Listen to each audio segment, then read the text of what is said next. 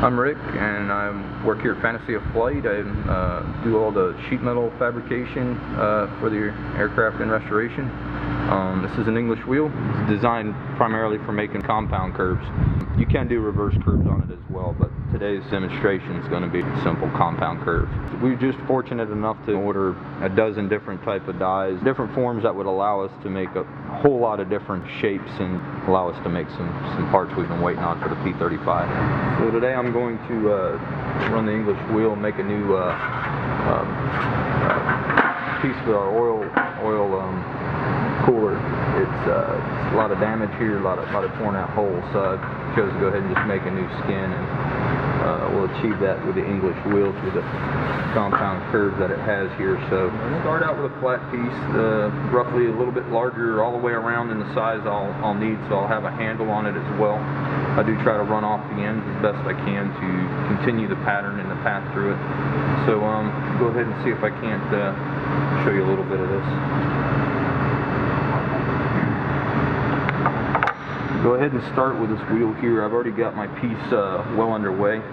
Go ahead and use the softer wheel. I'm going to try to pull some of my patterns out from the steel part, kind of smooth it out, and continue getting my shape as close as I can.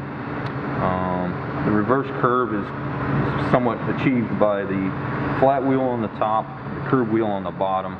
You have pressure up through the center. It then curves the metal towards the least resisted area. That's how you pretty much achieve the compound curve in the simple explanation of it anyway.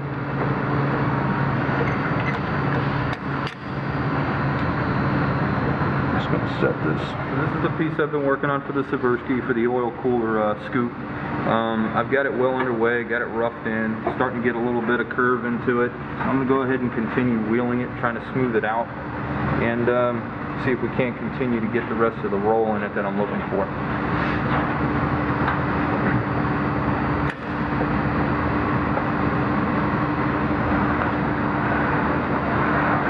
The reason I'm standing this way and not 90 degrees from the position I'm standing is because I'm by myself, and I need to make sure I don't let the metal sag. Make several passes. Try not to put it in there too fast and add a lot of warp to it.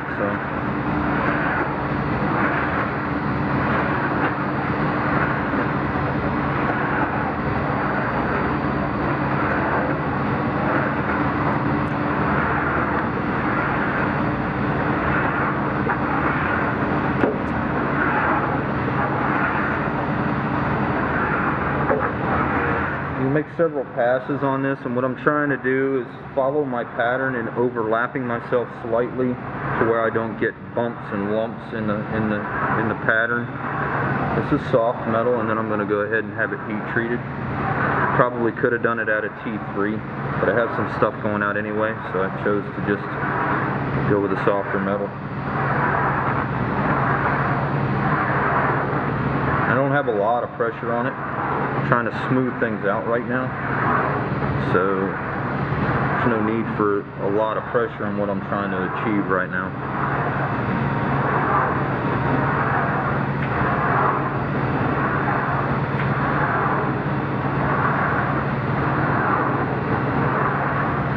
See how that's kind of starting to smooth it out a little bit on that side.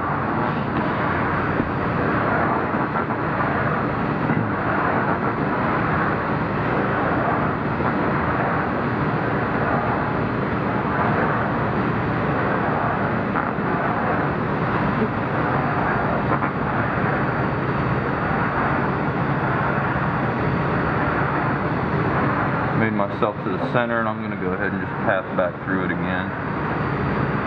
Still got quite a ways before I get the shape that I want, so I'm not too worried about stopping in the middle at this point. You definitely want to repeat what you do this way to the other side to keep it even.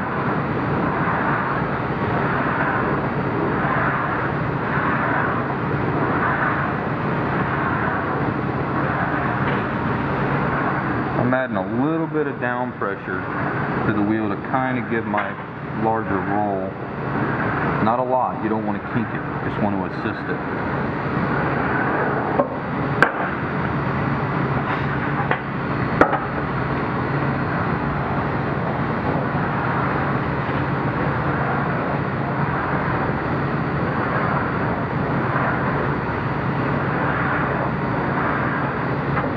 Curving because if you look head on at the top wheel and the bottom wheel have, the top wheel is basically flat across the surface. The bottom wheel has a curve. And what it's doing is the pressure down on this is the metal goes to the least resisted area is the best way for me to explain it to you.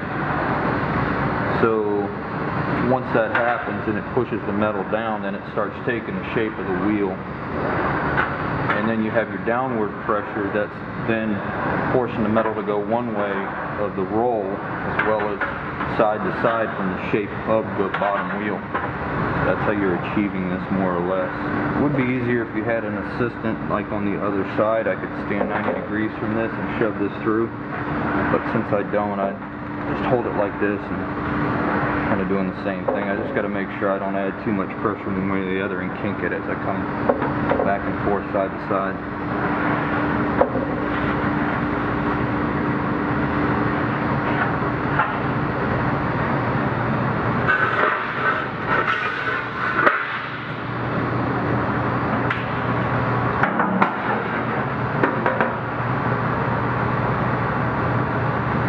So basically this is the curve I've gotten so far. I've pretty much got to go double that right now, and I've got to get my radius this way.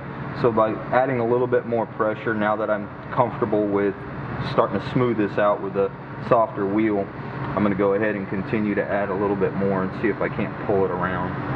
And by doing that at the same time, I'm putting more curve into it this way. I just got to make sure I don't do one way or the other and remove some of the curve. So that's what I'll do next. So this piece is basically going to go right here when it's done. It'll have flanges bent down and cut to size. It'll go right in here when we're done. So start with a little larger material. You can always cut it back. If you put all this time into making something and find out you didn't leave yourself enough material, you're kicking yourself. So.